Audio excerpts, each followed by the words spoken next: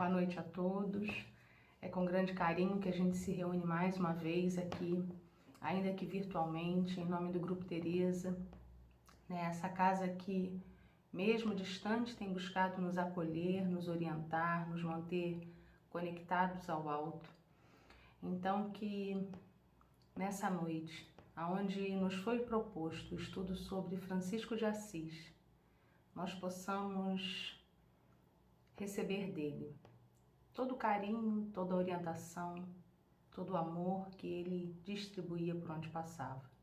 Quem me conhece sabe o quanto eu admiro e o quanto eu tenho amor por essa criatura, por esse ser humano, por esse espírito iluminado que viveu entre nós. E o quanto me foi difícil realizar a tarefa, porque quando a gente gosta muito, né, do tema, a gente tem medo de errar. Então que nessa noite, mais uma vez e como sempre, os benfeitores espirituais da Casa de Teresa possam me orientar para que eu faça o melhor. E aí a gente começa, né, com um estudo, com a leitura do livro Visão Nova, de Chico pelo Espírito, de autores diversos, com a lição 5, que foi aberta ao acaso, Fraternidade em Ação. O insulamento de um povo é comumente a origem de grandes calamidades. A evolução não admite intervalos e a coletividade relegada aos seus próprios caprichos costuma atrasar o relógio do progresso, acabando surpreendida por aflitivos desastres. Fomos criados para o crescimento do espírito. Somos a família universal, irmãos identificados pelos mesmos princípios. Nossas lutas e alegrias, dificuldades e esperanças são quase sempre as mesmas em todos os climas da Terra. Por isso mesmo, não nos esqueceremos da solidariedade sem deploráveis prejuízos. Quem não aprende com os outros sofre longo estágio no cipoal da ignorância. Quem não auxilia aos outros cristaliza-se no egoísmo. Quem não comunga com os outros viaja sozinho. A propósito, recordamos que Moisés, no início do Testamento, colocou à boca paternal de Jeová a frase que atravessaria os milênios: não é bom que o homem esteja só. Abandonada a si própria, a criatura inteligente acabaria esmagada pela complexidade da vida, mas ligada a todos pelos laços do trabalho e do amor, encontra o próprio equilíbrio satisfazendo aos imperativos do crescimento e da evolução, entrando na posse definitiva dos tesouros que a vida abundante lhe reserva. Permutando experiências e ensinamentos, melhoramos nas nossas realizações, porque se os nossos objetivos são inalteráveis, as condições e os problemas são diferentes. A comunhão fraternal é o nosso caminho inevitável toda vez que desejamos a exaltação do bem com todos em favor de todos. Eis porque, desejando para nós todos a luz divina, no serviço de aproximação mútua que a bondade do Senhor nos permite efetuar, aquecemos o coração no calor da boa vontade, aprendendo uns com os outros sobre o patrocínio do Divino Mestre, para elevar o nível da vida onde estivermos, compreendendo que doutrina espírita é sempre fraternidade em ação. Nina Aroeira. E então, Senhor Jesus, nessa noite em que nos reunimos para falar sobre Francisco, que foi um exemplo de fraternidade, de coração fraterno, de olhos fraternos, de mãos fraternas, que possamos, junto com a espiritualidade amiga da Casa de Teresa, sermos todos envolvidos pelas vibrações de paz e de luz que de lá emanam, e que sob esse amparo e essa proteção possamos recordar esse amigo querido que ainda hoje e sempre terá muito a nos ensinar. Que a tua paz e a tua misericórdia sejam conosco e que em teu nome, Jesus, possamos dar início ao estudo da noite de hoje, dizendo graças a Deus. Então que a gente possa, iniciar o nosso estudo sobre Francisco Eu usei 2 livros, né, para a realização dessa tarefa. Um livro que eu já tenho há muitos anos e outro que eu comprei há pouco tempo e não tinha lido ainda. Um dos livros é esse livro, Francisco de Assis, né, de João Nunes Maia, pelo Espírito de Miramês. Ele conta a história de Francisco e ele é um livro belíssimo. E o outro é A Oração de São Francisco, esse livro aqui, de Anderson Cavalcante e Gabriel Perecé. Não é um livro espírita, é um livro católico, mas ele vem discorrendo sobre a oração de São Francisco. E então, buscando, né, inspiração sobre como falar e o que falar, eu decidi falar um pouquinho sobre a oração de São Francisco, né? Se a gente for contar a história, eu vou falar brevemente sobre a história, sobre a vida dele, mas se a gente for contar a história, né, são muitas histórias e talvez a gente já tenha ouvido algumas, então a gente vai refletir um pouquinho sobre a oração que é tão rotineira e tão cotidiana, não só na vida dos espíritas, dos católicos, mas na vida daquele que tantas vezes nem religião tem, mas que conhece essa oração. Eu tenho por hábito cantarolar a oração de São Francisco tantas vezes e muitas vezes no meu trabalho, às vezes eu estou atendendo um paciente cantando um baixinho, o paciente diz: eu adoro essa oração. Então, às vezes a pessoa não tem nem religião, mas ela conhece a oração de São Francisco, né? Porque ela é real, porque ela é prática, porque ela é verdadeira, porque ela é um roteiro, né, que a gente deveria seguir em todos os dias da jornada. E aí a gente vai falar um pouquinho, né, dentro da doutrina espírita, a gente conhece, né, e entende que Francisco de Assis foi João Evangelista, né, como diria Jesus mesmo, o meu apóstolo amado, né, foi ele quem cuidou de Maria até os seus últimos dias, que recebeu essa incumbência de Jesus para cuidar de Maria, né, quando Jesus ainda na cruz pede que orienta, né, que Maria, eis aí o teu filho, e João, eis aí a tua mãe. E assim João termina os seus dias cuidando de Maria, né? E João foi, num determinado momento da sua caminhada, foi exilado numa ilha a pedido dos romanos, né? E ali ele viveu em comunhão com os animais, com as plantas, com os peixes, com as águas, com o vento. E isso talvez demonstraria todo o carinho e toda a fraternidade que Francisco tem pela natureza, né? Pelos elementos da natureza. E segundo João Evangelista, lá no Evangelho de João, capítulo 21, versículos 21 a 23, Jesus diz a ele que ele esperaria até que ele voltasse. E aí, quando a gente tem a doutrina espírita, né, que a gente recebe como consolador prometido, João Evangelista está lá, né, em vários momentos como orientador, como a criatura que traz muitas mensagens, né, dentro da doutrina espírita. Então, João realmente veio até nós nesse momento, quando Jesus estava voltando como nosso Consolador. E aí a gente entra, né, na vida de São Francisco, que nasceu em Assis, na Itália, entre os anos 1181 e 1182, né, e desencarnou a 3 de outubro de 1226. Ele, lá no livro do João Nunes Maia, conta como ele fazia as visitas àquela família, como ele escolheu aquela família, né, e como ele se afinizou, né, com aquela família, sobretudo com a mãe, né, que era uma pessoa assim de uma alma extremamente gentil, de uma alma extremamente abnegada. E aí Francisco retornou quando no dia do seu nascimento o pai não estava presente. O pai, né, Pedro Bernardone, era um homem de muitas posses, um homem de comércio, né, muito ligado às coisas materiais, estava em viagem. E quando Francisco retorna, sua mãe, já sentindo as dores do parto, decide ir para a estrebaria da casa e ali Francisco nasce. Quando ela vê o filho, ela pressente a chegada de um anjo, né? Ela entende que ali ela tinha alguém que teria uma missão muito grande a cumprir e resolve lhe dar o nome de João.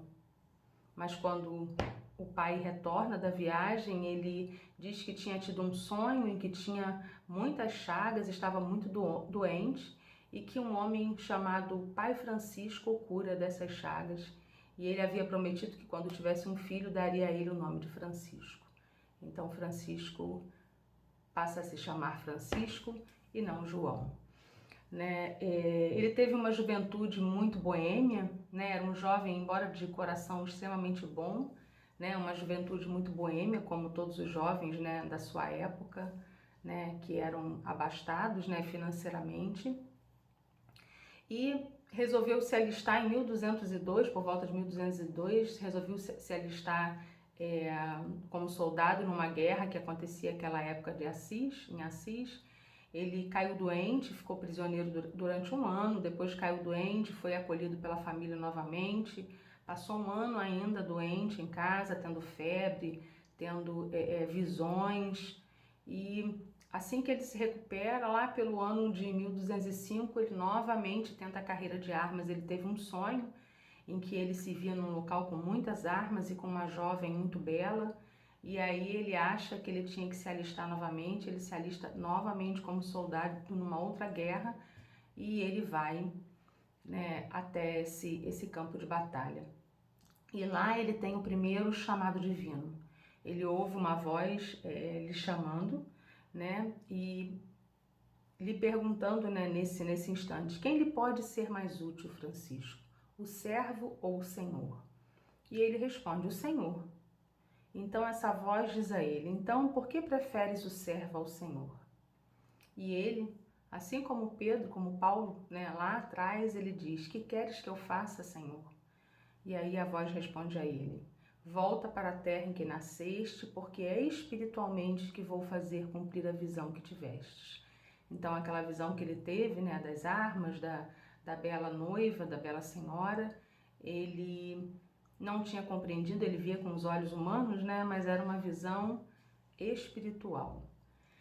E aí Francisco volta, né, os amigos acham que ele volta diferente, que ele volta, né, mais pensativo, mais reflexivo, e aí ele tem um segundo chamado divino. Num determinado dia, Francisco tinha muito medo dos leprosos, né, ele tinha verdadeiro pavor dos leprosos, e um dia ele caminhando, né, nos bosques da cidade, ele ouviu o sino, né, os leprosos andavam com um sino que denunciava a passagem deles para que ninguém se aproximasse, e eles só andavam nessas regiões mais isoladas da cidade. E aí Francisco, tomado de coragem, né, ele vai na direção do leproso, beija-lhe o rosto e as mãos, dá um capote a ele e as moedas que ele tinha no seu bolso. Né? Então, quando ele se retira e ele olha para trás, ele percebe que a figura, né, já não estava mais ali, que tinha sido, né, um outro chamado. E Francisco tinha tido coragem de vencer esse medo, né, esse pavor, e tinha dado início ali à sua visão fraternal do homem, né, do outro. E aí ele, ainda nesse momento reflexivo, né, ele começa a caminhar, né, pelos bosques, e ele visita uma capelinha de São Damião que estava praticamente destruída num campo da cidade, e ali ele tem o terceiro chamado, quando Jesus diz a ele, né, Francisco, não vês que a minha casa está em ruínas? Restaura para mim. Francisco, ainda com os olhos muito materiais, resolve, compreende a mensagem de maneira muito carnal e restaura aquela igreja, né? Ele vai até a sua casa, ele começa a vender os tecidos do pai, ele começa a usar o dinheiro do pai, e o pai acusa-o de roubo, né? Ele quer arrecadar esse dinheiro para reconstruir a casa de Deus, né? E aí o pai o acusa de roubo, leva até o bispo da cidade, e aí tem a cena que quase todos nós, ou todos nós conhecemos, né, onde diante do bispo, diante da cidade toda, Francisco se desnuda e diz ao Pai que nada daquilo lhe pertence mais, que ele entrega tudo que o Pai lhe deu e que ele, de agora em diante, vai seguir pelos próprios caminhos, né? E aí Francisco começa de verdade a sua jornada, né, de entrega. E ele é conhecido como o polverelo, o pobre, né? E praticou em todos os momentos o Evangelho de Jesus, dando de comer aos famintos, saciando os que tinham sede, hospedando os forasteiros, vestindo os nus, visitando os doentes e os presos. Ele exercitou o amar a Deus sobre todas as coisas e ao próximo como a ti mesmo, como ninguém. Ele nunca consumia mais que o mínimo e necessário para viver, né? Fazia muito tempo de jejum, usava as roupas de maneira mais simples que podia, dividia o mínimo que ele tinha com os outros, né? E tinha 3 votos que foram impressos, né, até no seu cinto, né, no cinto que os franciscanos usavam, né, eles tinham 3 nós. Francisco instituiu aquele como votos, né, a pobreza, a obediência e a castidade. Então, aqueles que o seguissem tinham que, assim como ele, comungar da pobreza, da obediência e da castidade. E aí a gente começa a entrar, né, na oração de São Francisco, e quando a gente pensa, né, na oração de São Francisco, a gente não imagina que talvez ela não tenha sido escrita por Francisco, né? Não há nenhum registro formal de que essa oração é de São Francisco. Conta-se que ela começou a circular por volta de 1912, 1916, a primeira vez em Paris, e depois ela começou a circular nos panfletozinhos em Roma. E aí eles decidiram, né, como ela falava muito da paz e ela trazia mensagens muito parecidas com aquela que Francisco pregava, né? Eles começaram a imprimir esses panfletozinhos com a imagem de São Francisco atrás. E aí ela ficou conhecida como a Oração da Paz e como a Oração de São Francisco. Tem antes de São Francisco morrer, tem uns textos que foram atribuídos a ele, chamados Admoestação, são 28 textos na realidade, e aí ele fala sobre a vida cotidiana, sobre as práticas, sobre aquilo que ele vivia e acreditava, e como ele acreditava que as coisas deveriam acontecer. E aí lá no texto 27, existem palavras que são muito parecidas com as palavras, né, com o contexto da oração de São Francisco. Ele diz assim: onde há caridade e sabedoria, aí não há temor nem ignorância. Onde há paciência e humildade, aí não há ira nem perturbação. Onde há pobreza como alegria, aí não há cobiça nem avareza. Onde há quietude e meditação, aí não há solicitude nem distração. Onde há temor do Senhor guardando a porta, aí o inimigo não acha jeito de entrar. Onde há misericórdia e discrição, aí não há superficialidade nem endurecimento. Então, assim como na oração de São Francisco, ele usa palavras, né, que são distintas, né? O bem, o mal, a caridade com a ignorância, a paciência com a perturbação. Durante essa admoestação. Então, pode ser que a oração de São Francisco tenha sido ditada, né, espiritualmente a alguém e que ele tenha inspirado essa criatura a escrevê-la, ou que a tenha escrito em outra época, mas que não tenha aparecido, mas originalmente não se tem nada que prove que ela é de São Francisco. E aí a gente começa, né, na oração, a gente vai ler cada trechinho e vai comentar rapidamente, né? A oração de São Francisco, ela é, na sua essência, uma atitude de movimento. O tempo todo São Francisco nos indica que a gente se movimente, que a gente saia da inércia, né? Cada verso questiona a nossa conduta e propõe-nos uma renovação interior. O tempo todo ele nos chama a nos movimentar. E aí ele começa: Senhor, fazei-me um instrumento de vossa paz. Quando ele diz fazer-me um instrumento, o instrumento é alguma coisa que serve para executar um trabalho. Então ele já começa nos chamando a trabalhar. Faz de mim, Senhor, um instrumento de trabalho para que a paz seja construída. E aí a gente pensa lá nesse livro do Anderson Cavalcante, ele fala que a serenidade é uma centelha de equilíbrio de Deus que carregamos dentro de nós. Que a gente precisa construir uma realidade de serenidade para nós e para aqueles que nos rodeiam, seja onde for, em casa, no ambiente de trabalho, numa conversa com os amigos, na rua, e que ele fala uma coisa que está tão atual num trechinho do livro, que ele diz: você nasceu nesse momento histórico para conviver boa parte do seu tempo com essas pessoas e não outras. A sua missão, difícil, mas não impossível, é encontrar a paz num lugar onde você e elas estão. Então, nesse instante em que tantas famílias estão juntas como nunca estiveram e que tantas vezes a paz não reina, que a gente possa, a partir da serenidade que a gente encontra em Deus, em Cristo, em Francisco, que a gente possa ser instrumento dessa paz. E aí, em cada capítulo do livro, ele traz uma historinha de Francisco. Nesse capítulo ele fala que havia, em determinado momento, uma briga entre o prefeito e o bispo da cidade de Assis, e aí Francisco, como era sempre instrumento da paz, manda um recadinho para o bispo, dizendo que era do prefeito, e outro para o prefeito, que era do bispo, e faz com que eles se encontrem e retomem a paz.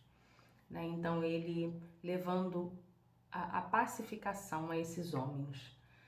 E aí a gente passa para o outro momento que diz: onde houver ódio, que eu leve o amor. E aí quando a gente pensa em ódio, a gente pensa em grandes atitudes de ódio, mas a gente aprende que o ódio germina no íntimo de cada pessoa, como uma doença insidiosa cujos sintomas ficam invisíveis por muito tempo. Quantas vezes a gente alimenta pequenos momentos de ódio que tantas vezes vão crescer e vão gerar aquela explosão. E quantas vezes a gente gera o ódio nos outros por cobranças exageradas, por ironias, por maledicências. Então, quantas vezes a gente é instrumento do ódio ainda hoje. E a partir do momento que a gente entende que a criação é um ato de amor divino, que tudo aquilo que a gente enxerga foi gerado e foi criado com amor, a gente começa a perceber o quão o ódio é desnecessário e o quão a gente pode tentar modificar essa construção, levando o amor realmente onde há o ódio. E aí a gente, nesse momento, tem a historinha lá de Francisco e a sua capacidade de amar.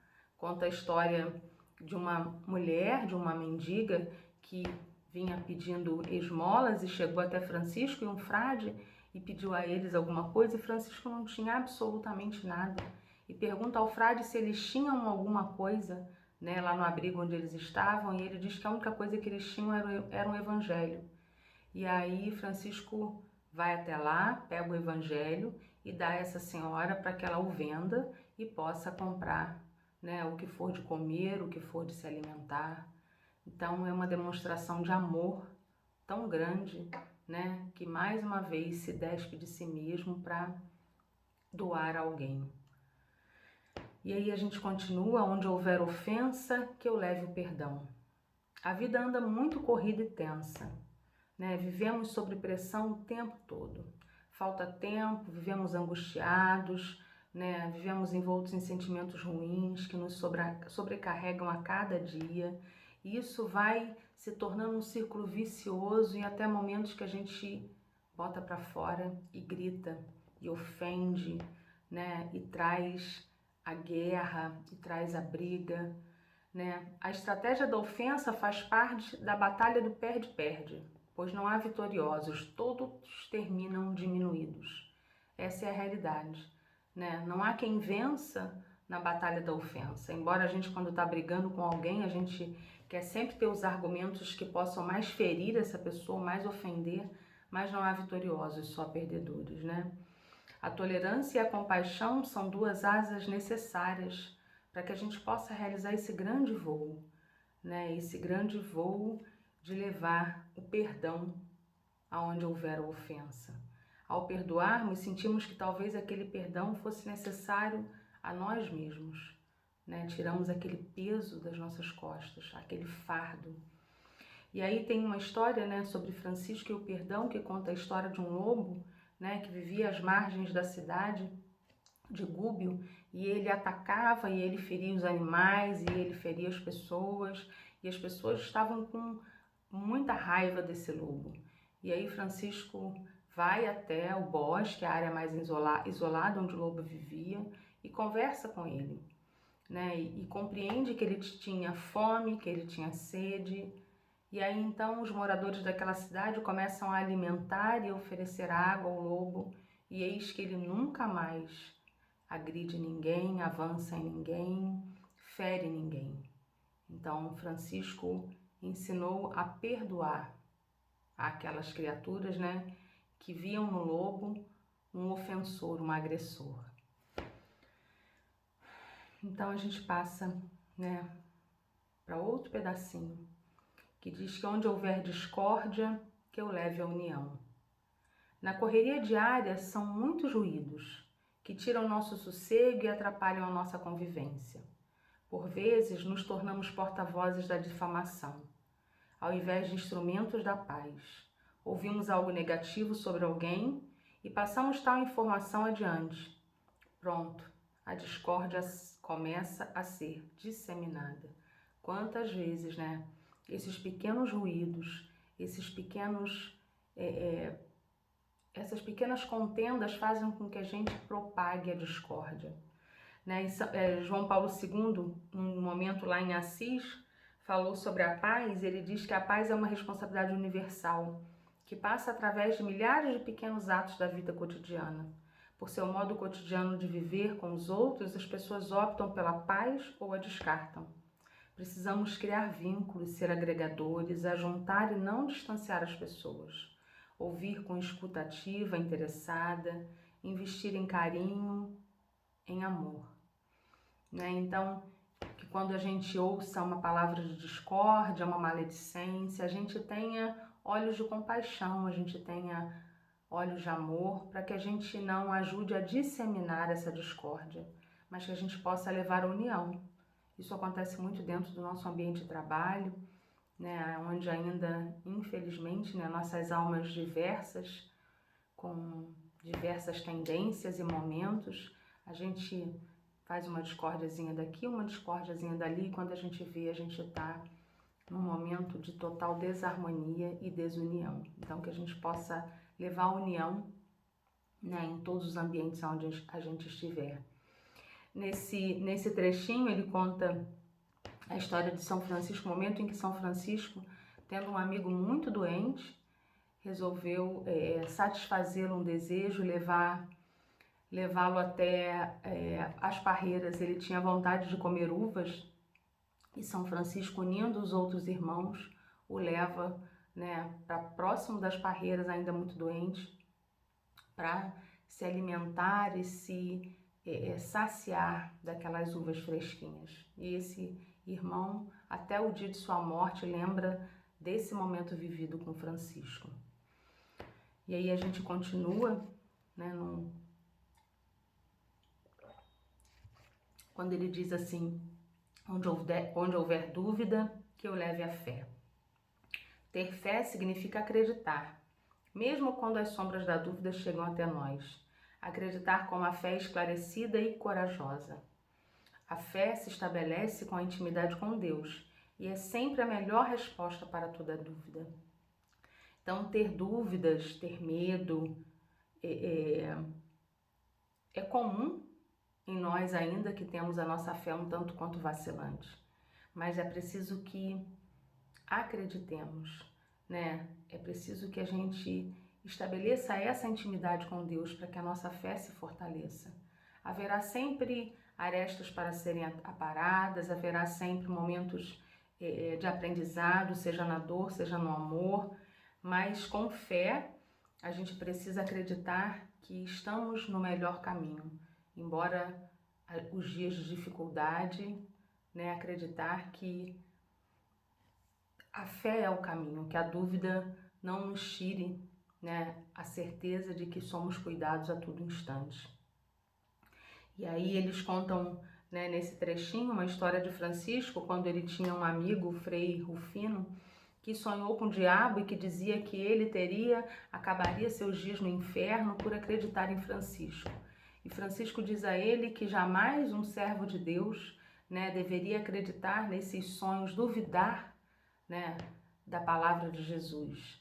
E aí esse irmão, né, que encontra nas palavras de Francisco um refrigério, tem novamente depois um sonho com Jesus, dizendo que ele fez muito bem em acreditar em Francisco, né, e que ele jamais voltaria a sentir tristeza depois daquele sonho com Jesus. Né? Ele permitiu que a dúvida o tirasse a alegria, mas a fé, né, a fé em Francisco, a fé nas palavras de Francisco, a fé no Cristo, fez com que ele restabelecesse a alegria. Onde houver erro, que eu leve a verdade. E aí a gente aprende, né, que para a gente evoluir, a gente precisa aprender todos os dias. Infelizmente, boa parte de nós ainda só se aproxima de Deus quando os erros são tão grandes que a gente está sofrendo. Né? E por que a gente não procura fazer esse movimento, né, de buscar a verdade antes que o erro nos faça sofrer? Porque ainda é difícil, né, reconhecer as nossas falhas, os nossos equívocos e, sobretudo, né, ainda é difícil praticarmos uma autocrítica saudável. É preciso que a gente aprenda a ser benevolente conosco mesmos, né? E que a gente estude em nós a forma de evitar esses erros, para que a gente possa ser realmente a verdade. Para a gente levar a verdade para o outro, a gente precisa conhecê-la. Como a gente aprende, ouve há tanto tempo, né? É conhecendo a verdade que a verdade nos libertará. Então, para que a gente minimize os erros, que a gente possa buscar a verdade, conhecê-la e praticá-la, né? E aí, Francisco amava a verdade. Uma certa vez, um frade fez voto de silêncio e aí todos começaram a achar que ele era superior, né? Ele não falava em momento nenhum, ele se abstinha de todo o contato verbal com os irmãos, não confessava mais. E aí Francisco certa vez disse que se ele não queria se confessar é porque os erros dele tinham algo a esconder de Deus. E aí até que um certo dia esse frade resolve se dissipar, né, se separar dos irmãos franciscanos, né, e ninguém nunca mais tem notícia dele. Então Francisco amava a verdade. Ele reconhecia que ali não haviam santos, que todos eram pecadores, né? Ele se achava um pecador, mas ele acreditava que eles estavam no caminho buscando essa verdade que era o Cristo, né? E aí a gente continua, onde houver desespero, que eu leve a esperança. O desespero, né, está naqueles que deixam de acreditar na verdade e no amor de Deus. Né? Quantas vezes a gente, diante de uma situação difícil, de uma doença, do desemprego, como é que a gente reage? Com desespero ou com esperança? Os problemas são sempre desafios para que a gente viva uma vida com mais coragem, né? A gente precisa aprender a crer nessas horas de angústia, né? A gente precisa aprender a resgatar a esperança, a tirar o foco do que é ruim e resgatar a esperança através daquilo que é belo, que é bom, né? Viver com esperança é ter paciência com tudo que nos está acontecendo. Então, essa frase eu achei muito bonita, né? Viver com esperança é ter paciência com tudo que nos acontece. Que a gente não entre em desespero, que a gente mantenha a esperança mesmo diante das dificuldades. E aí conta-se que a esperança de Francisco era tamanha que ele, tendo um problema no olho, desde lá do tempo das guerras em que ele participou, o único tratamento que tinha, né, aquela época, era que os olhos fossem queimados em brasa, para tentar minimizar o problema que ele tinha. E aí, quando o médico chegou até ele com as brasas na mão, para que fossem levadas até o olho, ele conversou, né, com o irmão fogo, como ele chamava todos os elementos da natureza como irmãos, para que fosse calmo com ele, para que não lhe maltratasse tanto. E assim foi feito, o tratamento foi realizado sem que Francisco sentisse nenhuma dor. Então, ele, ao invés do desespero, ele usou a esperança, né, e conseguiu passar por aquele momento mais uma vez, sendo envolvido por essa esperança. Onde houver tristeza, que eu leve alegria. A maior de todas as alegrias emana do nosso encontro com Deus. Mas esse encontro também não se opõe às alegrias cotidianas, né? Das realizações profissionais, da realização de um sonho, de uma viagem. Então, quando a gente se encontra com Deus, quando a gente tem essa comunhão com Deus, a nossa alegria é perene, é contínua. E um corpo, uma alma alegre faz transbordar para um corpo alegre, que traz um ambiente alegre, uma energia alegre. Então, as pessoas sentem, né, que somos criaturas alegres, né? Então, quando as pessoas estão com problemas, quantas vezes procuram aqueles que são os mais alegres, que têm mais harmonia, que têm sempre uma palavra bem-vinda, né? Que permite se impregnar na alma do outro essa alegria. E Francisco era um homem extremamente alegre. Se alguém não conhecer, tem uma canção chamada A Perfeita Alegria ou Alegria Perfeita, em que Francisco e Frei Leão caminhavam rumo ao mosteiro, e aí nevava muito, e Francisco fala várias coisas em que ele poderia considerar a perfeita alegria, ter o dom de curar, de falar todas as línguas. E aí Frei Leão vai perguntando, essa não é a perfeita alegria? Não, e Francisco diz que não, que a perfeita alegria era que se ele chegasse ao mosteiro diante da noite, do frio que cai, da chuva e da neve, e não abrissem para eles os portões, e eles sentissem frio e fome e ainda assim conservassem a perfeita alegria. Então, ao invés da tristeza e do desespero, eles estariam em perfeita alegria. Onde houver trevas, que eu leve a luz. As trevas estão relacionadas tantas vezes às dificuldades do caminho. Para levarmos a luz, é preciso que a gente encontre a luz em nós. É preciso que a gente se permita, né, como Jesus disse, sermos o sal da terra e a luz do mundo. A partir de, mais uma vez, dessa intimidade com Deus, desse momento em que a gente busca ser luz numa palavra, no entendimento, né?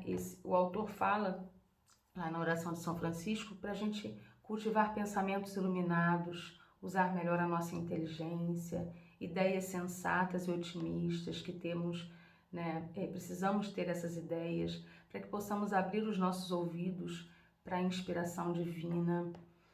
Né? E aí conta a história, né, da luz de Francisco, que Francisco encontrou um amigo que não vinha há muito tempo e que vinha passando por um momento de desespero, de trevas muito grande. Francisco diz a ele que conhecia o seu sentimento, o seu desespero, e ele orienta que esse amigo, toda vez que se sentisse daquela maneira, era para rezar 7 Pai Nossos, que ele iria melhorar. E eis que o amigo se surpreende de como Francisco conhecia e entendia daquele sentimento, né, que ele vinha passando, e começa a seguir a orientação de Francisco e permite assim que a luz volte ao seu coração e que as trevas se dissipem. E aí a gente continua, né, quando ele diz: ó mestre, fazei que eu procure mais. Essa pequena palavrinha mais nos convida a realizar grandes tarefas, né? Quando a gente é egoísta, quando a gente é comodista, quando a gente só pensa em nós mesmos, na nossa família, no nosso ambiente de trabalho, no nosso grupo religioso, a gente se coloca no mundo do menos e se afasta do mundo do mais. Para entrar no mundo do mais, a gente precisa ter menos palavras e mais ações. Mais ouvido, mais generosidade, mais abertura para o bem. Então, que a gente procure mais, né? E aí, Francisco, quando ele faz esse mais, é quando ele encontra o Ranceniano lá atrás, na história que a gente contou, né? E ele se permite fazer esse mais, abraçando, beijando, doando não só do que é material, mas sobretudo do que é espiritual, para aquele homem que tanto necessário, tanto necessitava e tão relegado era da sociedade, né? E ele continua, consolar do que ser consolado. Para sermos realmente felizes, temos que tomar a iniciativa do amor. Consolar é animar, é dar coragem, é estar ao lado. Consolar não é sentir pena, é levar ao outro a esperança, né? É fazer com que o outro compreenda que, embora a situação tantas vezes seja difícil, ele pode sair daquela situação. Ele tem a capacidade de, em algum momento, sair daquela situação. E aí tem uma historinha, né, lá no livro em que uma senhora vai até um brechó, né? Eu já tinha ouvido essa história, e ela começa a procurar roupas. Era uma senhora bem gordinha e a atendente percebe que ela não ia encontrar nada que coubesse nela ali. Ela vai para um lado, para o outro, e a atendente vai buscando inspiração em Deus, em como não ser grosseira com ela. E aí a senhora chega até ela e diz assim: não achei, né? Poxa, não tem nada tão grande aqui nesse lugar. E a moça abre os braços e diz a ela: tem sim, o meu abraço. E a senhora diz a ela: não achei o que eu estava buscando, mas acabei encontrando aqui o que eu precisava. Então isso é consolar, né? Isso é acolher, é abraçar realmente, né? Conta-se que São Francisco, em determinado momento, estava muito doente e ia subindo, né, o monte no dorso de um burrico, e o montanhês que ia com ele, muito bravo, porque estava faminto, porque estava com sede, Francisco desce do burrico, se ajoelha no chão com toda dificuldade, faz uma prece, pedindo à irmã natureza que pudesse dessedentar a sede daquele irmão, e aí manda depois o montanhês ir até um canto e ali saciar a sua sede. E eis que a água surge e ele pode, né, saciar a sede ali. Então, mesmo no momento em que Francisco precisava ser consolado porque estava doente, porque estava com dor, ele sai de si mesmo para consolar o outro. E aí a gente continua, né? Compreender que ser compreendido. Um exercício importante, né? É isso que a gente acabou de falar, é sair de nós mesmos e procurar olhar o mundo a partir das perspectivas dos outros. E aí tem um exemplo muito interessante, né? Que fala na temperatura ambiente. Quantas vezes a gente está num ambiente com ar-condicionado ligado, a temperatura é a mesma, mas a percepção que cada um tem de calor e de frio é diferente. Então, isso é compreender, né? Que embora às vezes a situação seja a mesma para todos, cada um tem uma compreensão daquela situação, um entendimento daquela situação. E é preciso que a gente tenha sempre um coração atento e amigo, né, para perceber essas diferenças e para compreender os outros, para que a gente também possa ser compreendido, né? Jesus compreendia a todos e não exigia que ninguém o compreendesse, que ninguém o aceitasse, que ninguém o seguisse. Ele queria que as pessoas buscassem a verdade.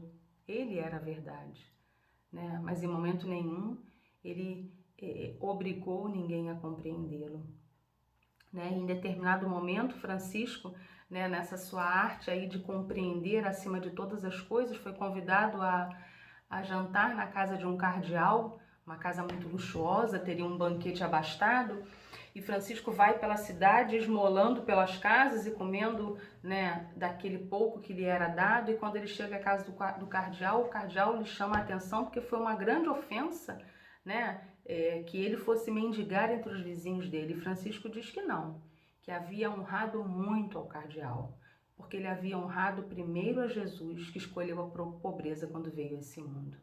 Então, se o cardeal também era um seguidor de Jesus, deveria se sentir honrado por Francisco, né, em tendo escolhido a pobreza, caminhar ali e ser um pedinte mesmo antes de chegar à sua casa.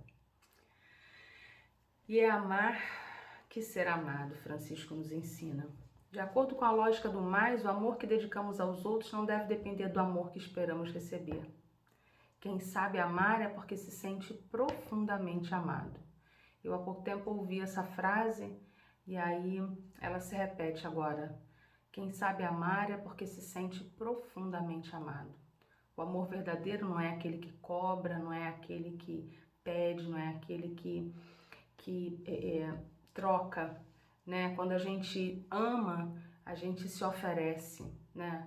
E aí a gente pensa, quantos serviços a gente tem prestado por amor aos outros? Quantos ouvidos a gente tem emprestado por amor aos outros? Quantas vezes a gente já doou o nosso tempo a alguém? Isso tudo é amor, né?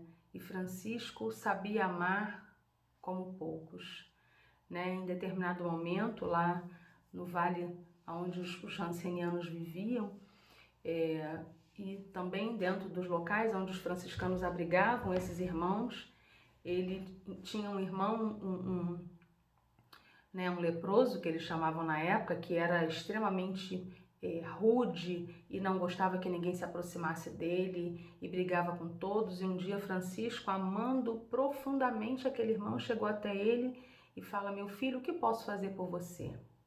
Peça o que for e eu farei. E o irmão diz: lave-me todo, porque nem eu suporto meu cheiro. E Francisco pede aos irmãos que tragam essências perfumadas e preparam um grande banho para ele. E durante o banho, Francisco entra em prece e todas as chagas daquele homem vão sendo curadas. Então, Francisco amou profundamente, ainda que não fosse amado. Pois é dando que se recebe. E aí a gente entende que o amor é bidirecional, que à medida que a gente ama, a gente é amado. E que a gente precisa permitir que esse amor frutifique e precisa ter humildade também para receber o amor. Quantas vezes a gente está passando por momentos difíceis e a gente, por orgulho, por vaidade, não se permite receber. Seja de maneira material, seja uma ajuda espiritual, seja uma palavra, um abraço do companheiro. É preciso também que a gente se desarme para que a gente se permita receber. E quantas vezes, né, Francisco foi esse exemplo, quando ele se doava às pessoas, quando ele se doava aos amigos alegremente, quando ele se doava, né, aos companheiros de jornada, ele dava a todo instante e recebia igualmente a todo instante. É perdoando que se é perdoado. O mundo recomeça para a pessoa perdoada, mas também para aquela que perdoou. Né? Quem sabe perdoar e quem sabe receber o perdão, sabe exercer a tolerância. Né? Quando procuramos o perdão, procuramos uma vida mais leve, mais esperançosa. Sentimos tantas vezes sair de nós aquela carga pesada, aquele fardo. Então, que a gente possa abrir as portas, né, para que esse perdão seja distribuído e recebido por tantas vezes que erramos e por outras vezes que os outros se equivocam conosco, né? Conta-se certa vez que os franciscanos estavam reunidos numa ilha e aí um frade foi muito grosseiro com o outro, né? E os franciscanos eram conhecidos por distribuir bons exemplos.